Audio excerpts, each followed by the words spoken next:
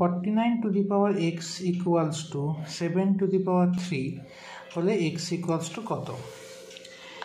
এইটাকে সলভ করার টেকনিক হলো প্রথমে 49 to the power x equal to 7 to the power 3, তারপর 49 মানে কি? 49 মানে হলো 49টাকে আমরা প্রথমে 7 স্কোয়ার হিসেবে লিখব। 7 7 49 হয়, কাজেই আমরা 49কে লিখতে পারি 7 square. 7 square whole to the power x equal to 7 to the power 3।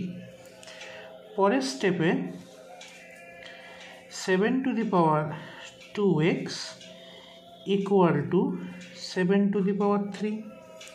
এবার এগুলো যেহেতু সূচকের অঙ্ক, সূচকের অঙ্কে যখন নিধান আর নিধান যখন সমান হয়ে যায়, মানে এখানে নিধান হচ্ছে 7 আর এইখানে নিধান হলো 7, কাজেই নিধান আর নিধান যখন সমান হয়ে যায় তখন বুঝে নিতে হবে পাওয়ার আর পাওয়ারও সমান হবে, অর্থাৎ 2x ইকুয়াল টু 3 হবে।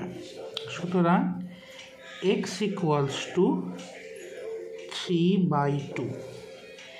এটাকে আমরা মিশ্র ভগ্নাংশে নিয়ে যেতে পারি 1/2। কীভাবে নিলাম মিশ্র ভগ্নাংশে? 2কে দিয়ে 3কে ভাগ করব, 2 1 2, কত হলো 1, তাহলে 1/2। ঠিক আছে।